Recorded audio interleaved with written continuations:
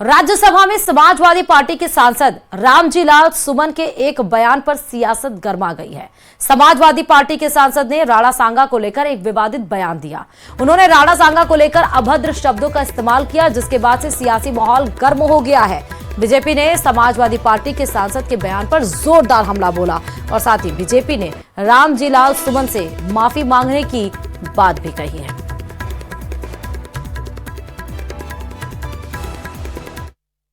कि बाबर का डीएनए मुसलमान में है। हिंदुस्तान का मुसलमान तो बाबर को अपना आदर्श मानता नहीं है, वो तो मोहम्मद साहब को अपना आदर्श मानता है, सूफी संतों की परंपरा को अपना आदर्श मानता है। लेकिन सभापति महोदय, मैं जानना चाहूंगा कि बाबर को लाया कौन? बाबर को इब्राहिम लोदी को हराने के लिए राणा सांगा लाया था। तो मुसलमान तो बाबर की औलाद हैं और तुम गद्दार राणा सांगा की औलाद हो, ये हिंदुस्तान में तय हो जाना चाहिए। अगर बाबर की तो आलोचना करते हैं, राणा सांगा की आलोचना नहीं करते।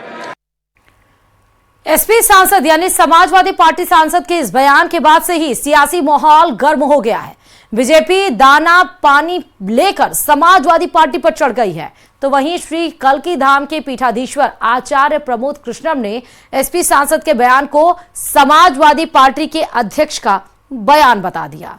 सुनिए जरा। ये समाजवादी पार्टी और इंडी गठबंधन के लोग पूरे देश को जात, धर्म और जिस तरह से भाषा के आधार पर बांटने का प्रयास करते हैं, वैसे नेताओं को शर्म आना चाहिए। देखिए, ये बयान समाजवादी पार्टी के सांसद का नहीं है, ये बयान समाजवादी पार्टी के सुप्रीमो का है। उनकी मर्जी के बिना ये बयान नहीं दिया जा सकता। राणा सांगा पर सपा सांसद के दिए बयान पर सीएम भजनलाल शर्मा ने आपत्ति जताई है। सीएम भजनलाल शर्मा ने सोशल साइट एक्स पर पोस्ट कर कहा कि मैं समाजवादी पार्टी के सांसद का निम्न स्तरीय बयान न केवल राजस्थान की 8 करोड़ जनता को बल्कि संपूर्ण देशवासियों को आहत करता है।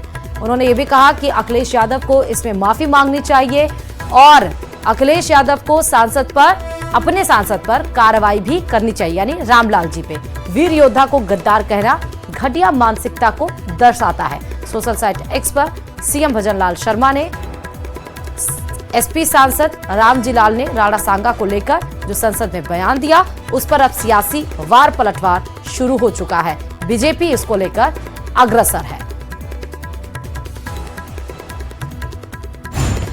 तो मुसलमान तो बाबर की औलाद हैं और तुम गद्दार राणा सांगा की औलाद हो। दलित नेता और समाजवादी पार्टी के सांसद रामजी लाल सुमन के इसी बयान के बाद सियासी बखेड़ा हो गया। बाबर और औरंगजेब को लेकर चल रहा घमासान राणा सांगा की तरफ मुड़ गया। उन्होंने राज्यसभा में गृह मंत्रालय के कामकाज पर चर्चा के दौरान राणा सांगा को लेकर विवादित बयान दे दिया और जो कहा उसने सियासत में हंगामा कर दिया। कि बाबर का डीएनए मुसलमान में है। हिंदुस्तान का मुसलमान तो बाबर को अपना आदर्श मानता नहीं है, वो तो मोहम्मद साहब को अपना आदर्श मानता है, सूफी संतों की परंपरा को अपना आदर्श मानता है। लेकिन सभापति महोदय, मैं जानना चाहूंगा कि बाबर को लाया कौन? बाबर को इब्राहिम लोदी को हराने के लिए राणा सांगा लाया था। तो मुसलमान तो बाबर की औलाद हैं और तुम गद्दार राणा सांगा की औलाद हो, ये हिंदुस्तान में तय हो जाना चाहिए। अगर बाबर की तो आलोचना करते हैं, राणा सांगा की आलोचना नहीं करते। तो वहीं सपा सांसद के इस बयान पर बीजेपी नेता राजेंद्र राठौड़ और गजेंद्र सिंह शेखावत ने हमला बोला और तुच्छ मानसिकता वाला बताया। भारत के इतिहास की समीक्षा करने वाले आने वाले आज नहीं 1000 साल तक जब कभी भी समीक्षा करेंगे तो कभी बाबर और सांगा दोनों को तुलना करके एक पलड़े में नहीं रख पाएंगे। महाराणा सांगा ने जो स्वतंत्रता की अलख जगाई थी, उसने भारत को गुलाम होने से तो बचाया ही था, लेकिन साथ साथ में भारत की संस्कृति को सनातन बनाए रखने में बहुत बड़ा योगदान किया था। कुछ तुच्छ बुद्धि और छोटे हृदय के लोग इस तरह के अपने जो है चर्चाएं करते हैं। मुझे लगता है कि इन चर्चाओं के लिए कोई गुंजाइश भी नहीं है। वो लोग जो अकबर को महान कहते हैं, आज राणा सांगा जैसे मातृभूमि के लिए अपने एक एक शरीर के अंग में अपने जीवन काल के अंदर घाव झेलने वाले व्यक्ति को गद्दार कहते हैं। मैं समझता हूं कि जितनी निंदा की जाए उतनी कम है। ये राजस्थान का गौरवशाली इतिहास हिंदुस्तान के गौरवशाली इतिहास के साथ इसी प्रकार के लोग चाहते हैं इतिहास दो खज में चला जाए, पीछे चला जाए, पर जाने वाला नहीं। आज सब लोग जानते हैं राणा सांगा ने जो कुछ मुगलिया सल्तनत को ललकारने के लिए जो युद्ध लड़े, आज वो सारे इतिहास में अंकित है, उनके कहने से कुछ नहीं होगा। तो वहीं राजस्थान में बीजेपी विधायक और राणा सांगा के वंशज विश्वराज सिंह मेवाड़ ने भी सोशल मीडिया प्लेटफॉर्म एक्स पर पोस्ट करते हुए हमला बोला। उन्होंने लिखा कि संसद में ऐसे भी लोग पहुंचते हैं, ऐसों से महाराणा सांगा को कोई प्रमाण की जरूरत ही नहीं है, मगर सदन की गरिमा और हमारे इतिहास में से एक महान व्यक्तित्व के खिलाफ अपमानजनक टिप्पणी करने पर कड़ी कार्रवाई की जरूरत है। तो वहीं बीजेपी सांसद मनोज तिवारी ने भी राणा सांगा पर दिए गए विवादित बयान की निंदा की। इन लोगों का इस देश की संस्कृति से प्रेम नहीं है, वो वोट बैंक की राजनीति करते हैं, वो किसी के नहीं है। तो ऐसे लोगों का बयान हम उसका कंडेम करते हैं, उसकी निंदा करते हैं। और इस समय भारत जिस तेजी से विकसित होने की तरफ बढ़ रहा है, ऐसे ही पार्टियों के कुछ लोगों के कारण उनकी पार्टी रसातल में जा रही है। जो जन भावना को नहीं समझ पाया है, उसका पतन होना निश्चित है। इस तरह की बात करने वाले लोग, मैं मानता हूं कि वो देश के मित्र नहीं है। राणा सांगा पर की गई अभद्र टिप्पणी पर उनके वंशजों में काफी आक्रोश है और उन्होंने सपा सांसद को माफी मांगने की बात कही। तो राणा सांगा तो उनके बारे में ऐसी बात कहते हुए मुझे बड़ा आश्चर्य होता है कि हमारा देश किस ओर जा रहा है, नेताओं को क्या हो गया है। मुझे ऐसा लगता है कि राणा सांगा, महाराणा प्रताप, जब तक इन लोगों के बारे में शिवाजी, बहुत से लोग हैं जिन्होंने इस देश के लिए अपनी जीवन कुर्बान कर दिया, अपनी पीढ़ियां कुर्बान कर दी, इस देश को एक सोच दी, एक पगडंडी बनाई जिसपे आज हम रोड़े बना पाए हैं। तो कहने का मतलब ये है कि मुझे ऐसा लगता है कि इनको सबको अपनी राजनीतिक चमकाने के लिए इन लोगों की इन नामों की आवश्यकता है। जब ये ऐसी बातें कहते हैं तो ऑटोमेटिक फेमस हो जाते हैं। राज्यसभा में समाजवादी पार्टी के सांसद का यह बयान कि बाबर को महाराणा सांगा इब्राहिम लोदी को हराने के लिए भारत में लिख रहा है, ये बिल्कुल सरासर गलत है। उस इब्राहिम लोदी को तो खुद महाराणा सांगा ने खतौली में और बाड़ी में हरा दिया था। और जिस बाबर को वो कह रहे हैं इतना बड़ा नेता बना रहे हैं, वो बाबर खुद बयाना में महाराणा सांगा से हारा था। तो महाराणा सांगा को किसी की जरूरत नहीं थी। उस समय तो हिंदुस्तान में वही छाए हुए थे, उनके साथ सभी रियासतें जुड़ी हुई थी। और हमको गर्व है कि हम महाराणा सांगा की औलाद हैं और हिंदुत्व की रक्षा के लिए महाराणा सांगा और महाराणा के परिवार ने जो जाने दी है, वो सारा हिंदुस्तान जाता है। हमको किसी इतिहास नहीं जानने वाले की सर्टिफिकेट की जरूरत नहीं है। फिलहाल दलितों के नेता कहे जाने वाले रामजीलाल सुमन ने विवादित बयान देकर यूपी, दिल्ली से लेकर राजस्थान में सियासी बखेड़ा पैदा कर दिया है। Bureau report, news 18 Rajasthan. आग लगने वाली एक वीडियो सामने आई है जहां भारी मात्रा में कैश मिला था। दिल्ली पुलिस कमिश्नर की ओर से शनिवार को यह वीडियो शेयर किया गया। वीडियो ऐसे समय सामने आया जब दिल्ली हाई कोर्ट के मुख्य न्यायाधीश डीके उपाध्याय ने जस्टिस यशवंत वर्मा के सरकारी आवास से नकदी मिलने के मामले में भारत के चीफ जस्टिस संजीव खन्ना को एक रिपोर्ट सौंप दी। जस्टिस उपाध्याय ने घटना के संबंध में साक्ष्य और जानकारी एकत्रित करने की आंतरिक जांच प्रक्रिया शुरू की थी और इसी दौरान जस्टिस वर्मा के घर के अंदर का वीडियो सामने आया जिसमें जले हुए नोटों के बंडल दिखाई दिए। यही नहीं, सुप्रीम कोर्ट को सौंपी गई रिपोर्ट भी प्रकाशित कर दी गई। दिल्ली हाई कोर्ट के चीफ जस्टिस की रिपोर्ट में गहरी जांच की सिफारिश की गई है और मामले से जुड़े दस्तावेज भी वेबसाइट पर डाल दिए गए हैं। दिल्ली हाई कोर्ट के जज यशवंत वर्मा के बंगले में आग लगने से एक बहुत बड़ा खुलासा हुआ था जिसमें उनके घर से भारी मात्रा में कैश भी बरामद हुई थी।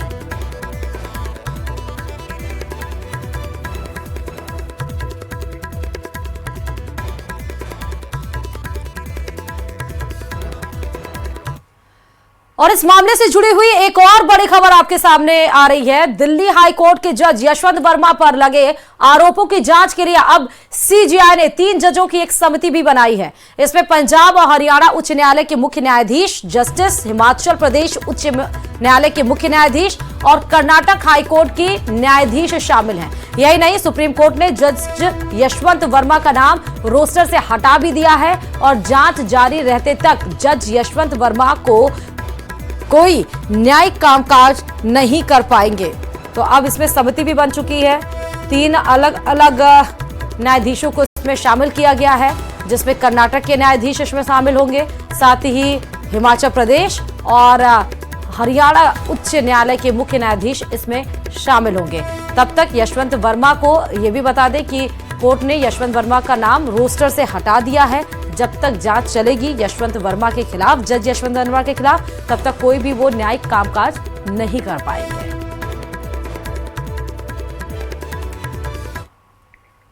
और वहीं इस मामले में जस्टिस यशवंत वर्मा का भी बयान सामने आया। उन्होंने खुद पर लगे आरोपों को सिरे से खारिज कर दिया और इसे अपने खिलाफ साजिश बताया है। जस्टिस वर्मा का कहना है कि कथित रूप से बरामद कैश से उनका कोई लेना देना नहीं है और ये उनके खिलाफ रची गई साजिश है। जस्टिस यशवंत वर्मा के इन दलीलों को दिल्ली हाई कोर्ट के चीफ जस्टिस DK उपाध्याय ने खारिज किया और आग की घटना के अगले दिन मलबा हटाए जाने को चिंताजनक बताया। सुप्रीम कोर्ट और दिल्ली हाई कोर्ट के चीफ जस्टिस ने जस्टिस यशवंत वर्मा से सवाल पूछा कि 15 मार्च की सुबह पैसा किसने हटाया। इस पूरे मामले को लेकर न्यायपालिका और जांच एजेंसियों की नजरें टिकी हुई हैं।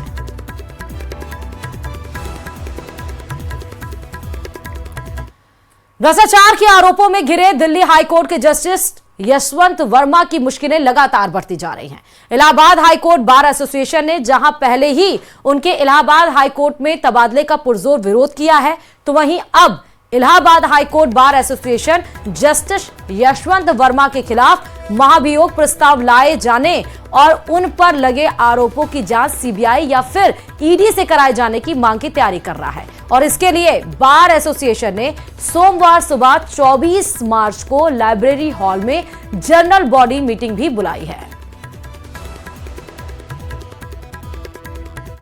आर्टिकल 124 संविधान में दी हुई है, उसके नियम कानून बने हुए हैं।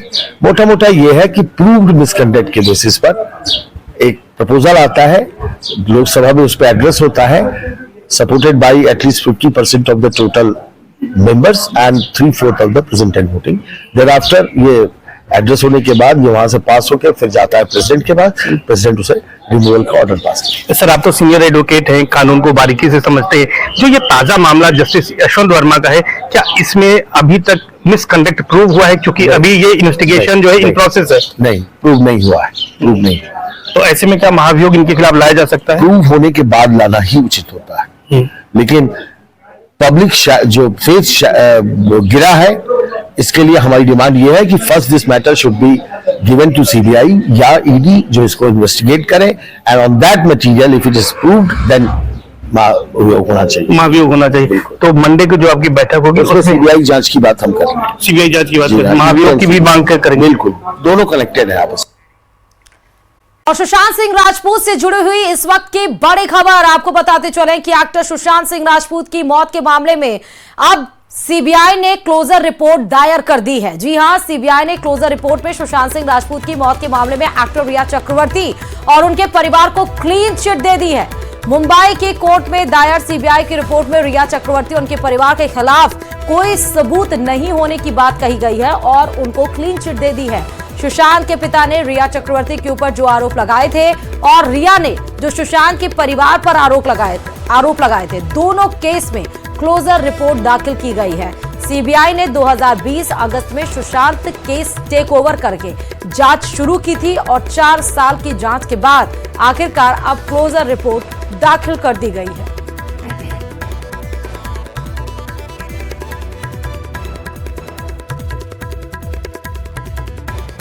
तो बड़ी खबर इस वक्त की आपको बता रहे हैं, सीबीआई ने रिया चक्रवर्ती और उनके परिवार को क्लीन चिट दे दी है।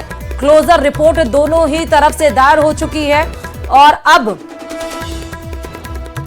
क्योंकि 4 साल तक सीबीआई ने ये केस अपने साथ अपने हाथ में लिया था, उसके बाद अब क्लोजर रिपोर्ट इसमें आई है। हालांकि दोनों ही तरफ से एलिगेशंस लगाए गए थे, रिया चक्रवर्ती और सुशांत सिंह राजपूत के परिवार वालों की तरफ से, लेकिन अब दोनों ही तरफ से क्लोजर रिपोर्ट आ चुकी है। राजधानी में पुलिस थाना श्यामनगर की कार्रवाई देखने को मिली है। दरअसल कागजों में आवासीय कॉलोनी दिखाकर ठगी करने वाले को गिरफ्तार किया गया है। श्यामनगर में बाहुबली पथ का रहने वाला यह हरीश शर्मा गिरफ्तार हो चुका है। आरोपी ने श्रीराम बालाजी स्ट्रीट प्राली के नाम से ये बना रखी थी कंपनी। हरीश शर्मा के खिलाफ 20 मुकदमे दर्ज हैं। जयपुर कमिश्नरेट के थानों में 2 दर्जन से ज्यादा के मामले दर्ज हैं। यही वो शख्स है जिसको अब गिरफ्तार किया गया है। श्यामनगर में बाहुबली पथ का ये रहने वाला शख्स हरीश शर्मा गिरफ्तार हो चुका है। दरअसल इसने अपनी एक कंपनी बना रखी थी बालाजी स्ट्रीट प्राली के नाम से, मतलब प्राइवेट लिमिटेड के नाम से। हरीश शर्मा के खिलाफ पहले से ही 20 मुकदमे दर्ज हैं। जयपुर कमिश्नरेट के थानों में 2 दर्जन से ज्यादा मामले दर्ज हैं और अब ये शख्स गिरफ्तार कर लिया गया है। तो कागजों में आवासीय कॉलोनी दिखाकर ये लोगों से ठगी करता था, लेकिन अब ये पुलिस के हाथों चढ़ चुका है। अब पुलिस इससे कार्रवाई में जुटेगी, इससे सवाल करेगी और कौन कौन इसमें शामिल है उन तक भी पहुंचने की पूरी कोशिश पुलिस की।